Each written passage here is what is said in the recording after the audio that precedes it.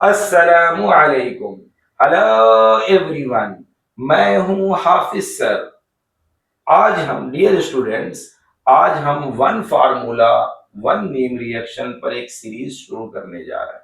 तो साइटोलॉजी के साथ साथ आप देखेंगे one formula one name reaction. Dear students, ये सीरीज 12th बोर्ड के स्टूडेंट के लिए, नीट जेई सीईटी के स्टूडेंट के लिए बहुत ही यूजफुल होने वाली। तो यहां से हम एक सीरीज शुरू करेंगे, one formula one name reaction. तो उसी सीरीज में आज का जो हमारा टॉपिक है, mass percentage and Kolbe reaction. Mass percentage यहां पर देखेंगे W/W। ये मास परसेंटेज ये फिजिकल केमिस्ट्री का पार्ट है। अगर 12th के हम एनसीईआरटी देखें तो उसमें मेन चैप्टर जो है सॉल्यूशन एक चैप्टर है। उस चैप्टर से हमने लिया है एक फार्मूला मास परसेंटेज, और ऑर्गेनिक का हमने अल्कोहल फिनॉल ईथर में से हमने एक नेम रिएक्शन लिया है, कॉल्बे श्मिट रिएक्शन यानी कॉल्बे रिएक्शन। तो ये दोनों को आज हम यहाँ पर आपके सामने एक्सप्लेन करेंगे। तो यहाँ पर देखिए, सबसे पहले one formula one name reaction. यहाँ पर मास परसेंटेज को डिनोट किससे करते हैं, यहाँ पे देखिए W/W, और यहाँ पे देखिए परसेंट का साइन।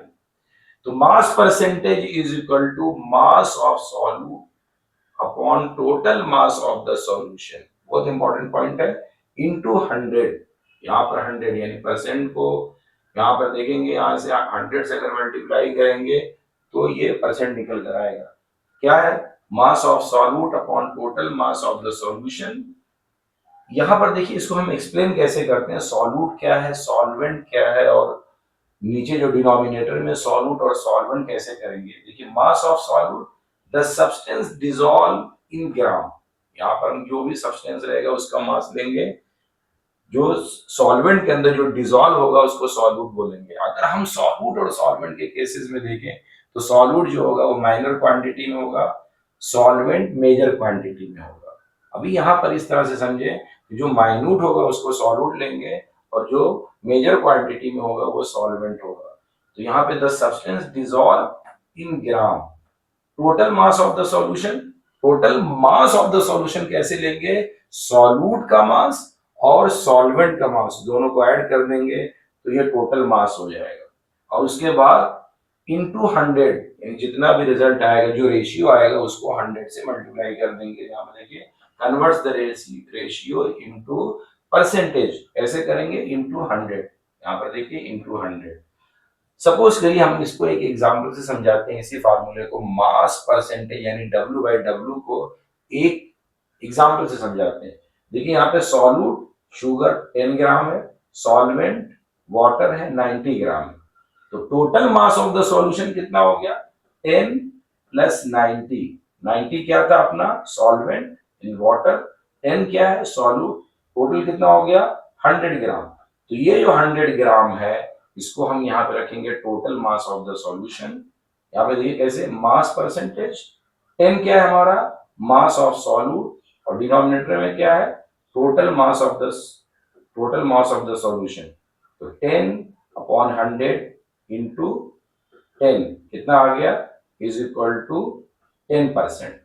तो यहाँ पे जो 10 है 10 अपॉन 100, एक्चुअली यहाँ पे 10 इंटू 100 है। यहाँ पर आपको देखें तो यहाँ पर आपको 100 से यहाँ पे जीरो और लेंगे तो यहाँ पर आ जाएगा आपका कितना, mass percentage 10 upon 100 into 100 is equal to 10%।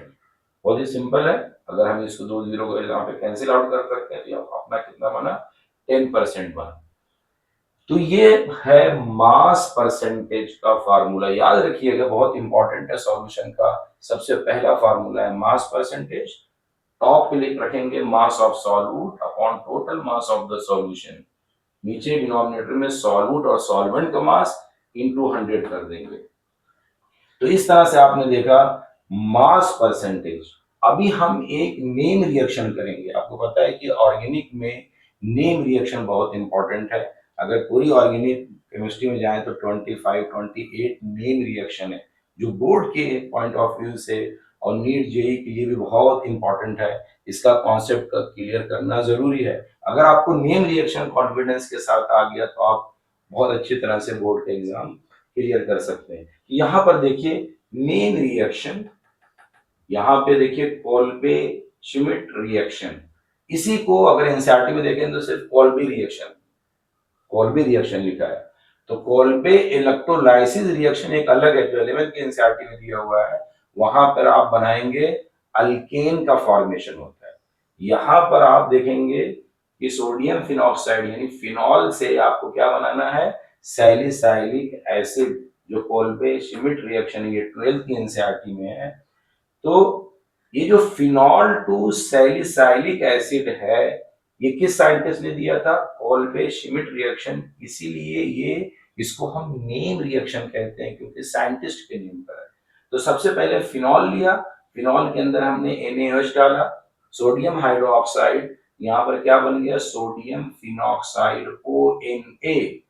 यही ONA है सोडियम फिनॉक्साइड जो ईथर बनाने के लिए यूज होता है, सोडियम फिनॉक्साइड, याद याद रखिएगा। तो यहाँ पे सोडियम फिनॉक्साइड, क्यों फिनॉक्साइड, क्यों, क्योंकि बेंजीन है। और यहाँ पर देखिए CO2 फर्स्ट स्टेप में करेंगे, यहाँ पे CO2 और H+ करेंगे तो क्या मिल जाएगा, ऑर्थो पोजीशन पे देखिए यहाँ पे कार्बोक्सिलिक एसिड आ जाएगा COOH। तो OH विद COOH ये 2 hydroxy benzoic acid. IUPAC name कैसे लेंगे, यहाँ से अगर हम नेमिंग करें 1 2 तो 2 हाइड्रोक्सी बेंजोइक एसिड, और इसी 2 हाइड्रोक्सी बेंजोइक एसिड का कॉमन नेम सैलिसाइलिक एसिड है। एग्जाम में क्वेश्चन डायरेक्ट हो सकता है, कोल्बे श्मिट ना आए, इनडायरेक्ट क्वेश्चन भी पूछ देते हैं कि फिनॉल टू सैलिसाइलिक एसिड बनाइए। तो सबसे पहले फिनॉल लिया, फिनॉल के अंदर NaOH डाला तो क्या बन गया, बेंजीन के साथ ONA जिसको हम सोडियम फिनॉक्साइड बोलते हैं। फिर उसमें CO2 और H+ यूज करेंगे, तो ये एसिड यहाँ पे आप यूज करेंगे तो क्या बन गया, 2 हाइड्रोक्सी बेंजोइक एसिड जिसको सैलिसाइलिक एसिड कहते हैं। बहुत ही इंपॉर्टेंट नेम रिएक्शन है। अच्छा यहाँ पर क्वेश्चन कैसे पूछा जाता है, अगर इस पे क्वेश्चन आना होगा तो कैसे क्वेश्चन आएगा बोर्ड में या कंपटीशन वगैरह में। अगर आपको ये बेसिक पता है, कॉन्सेप्ट पता है, तो आपका बोर्ड में और कंपटीशन में बहुत आसानी से क्वेश्चन इसको कर सकते हैं। जैसे फिनॉल टू सैलिसाइलिक एसिड या 2 हाइड्रोक्सी बेंजोइक एसिड बनाइए, तो भी आप फिनॉल टू सैलिसाइलिक एसिड बना सकते हैं। और इसमें क्वेश्चन आता है कि which gas is used in Kolbe Schmitt reaction, which gas is used in Kolbe Schmitt reaction. तो आपको CO2 पे टिक कर देना। देखिए यहाँ पे CO2 लिया तो CO2 पे टिक करना है। और बहुत ही इंपॉर्टेंट क्वेश्चन, ऑब्जेक्टिव क्वेश्चन में भी आ सकता है या 1 मार्कर क्वेश्चन में आ सकता है। अब यहाँ पर देखिए बहुत ही इंपॉर्टेंट क्वेश्चन है कि why is ortho hydrobenzoic acid the major product in Kolbe Schmitt reaction.